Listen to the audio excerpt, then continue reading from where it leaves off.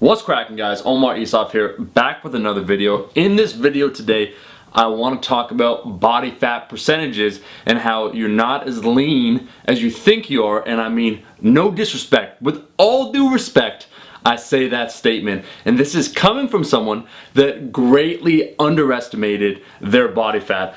I'm going to talk also about whether or not body fat percentage is even a good measurement tool for you to use in the first place. But first, we just got to talk about accuracy and being real with ourselves and just a bro to bro and broette talk. So sit down, enjoy yourself, dim the light. When I say that we are not as lean as we think we are, we always, when we take a look in the mirror, when we try and assess ourselves, we're probably a few percentages off at the minimum. That's at the absolute minimum. And that's because, one, it's hard for us to be objective about ourselves. We can't be. We're taking a look at ourselves, so we think maybe with the lighting under the right conditions, oh, I think I see some abs popping, 10% body fat. And so the genesis or the basis of this video essentially came from my previous video all about fat-free mass index, where people were trying to estimate what their fat-free mass index is. And to do that, you need to know your body fat percentage. And fat-free mass index, once again, it says is essentially how jacked you are. And people were coming up with some pretty insane numbers, like 25, 26, I'm 28, what's going on here? And so a few of you guys messaged me actually asking me to try and help with your body fat percentages. Most of you pulled what I'd call a surf claim, underestimating your body fat, and that's totally fine. One guy actually in particular, why I'm making this video in the first place though too, is that he thought he was a certain body fat percentage, and I told him, you know what, man, like if you really want, he said, what's an accurate way of trying to evaluate this? He's like, because I think I'm 10% body fat, and he sent a photo, and I'm thinking, you know, you're honestly closer to 16 to 18%. I said, you could do a DEXA scan if you want, and that would give you a much more accurate reading than just judging based upon photos. And so he went and he got the results today, and actually I think he was 18.5 or something like that, so he was a full 8% off. And this is far more common than you think. And really this isn't ultimately a bad thing, because I'm going to explain why I think body fat percentage is a bad overall indicator of your health or performance or how you're doing in the gym. But if you want something shocking, a huge revelation, my boy Alberto Nunez, he made a video 2 years ago getting a DEXA scan, which once again is more accurate than just doing calipers or photo measurements or whatever. And he came out, he looks completely shredded, like he veins all over, veins on his face, abs on his face, and he looks like maybe, you know, by internet standards, oh, he's 3% or whatever, he's 4%. He was 6.2%.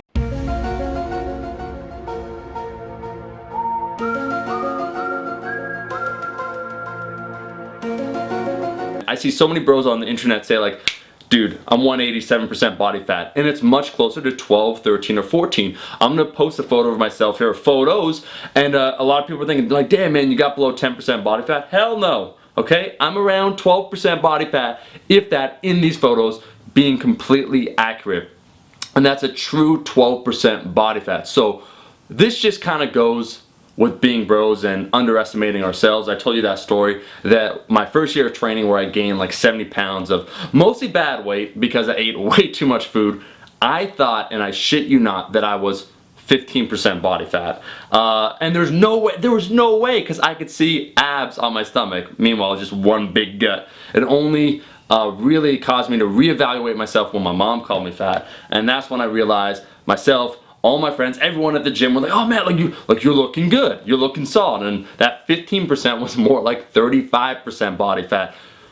Okay, so I've already kind of established how we're not as lean as we think we are. But then the question kind of becomes also, does it even matter in the first place? So another point I just want to quickly mention about body fat percentage is that how you distribute your body fat from person to person differs. Some people actually can have visible abs, but still be above 10 or 12, 14% body fat. And that is because where your fat is stored is completely, and I mean completely, a variable. Other people can have it, you know, shredded legs and still have some fat here, some love handles, and they could once again be around 12% body fat, but just not have very visible abs. So abs aren't the best indicator of your overall body fat percentage. And also, when you first start lifting, when you don't have a lot of muscle, remember, body fat percentage is basically the amount of fat that you have in your body. As you build more muscle, all other things being equal, your total percentage would actually shift down a little bit. And so when you first start lifting, you might have a body fat percentage of like 15 or 16 or 17%,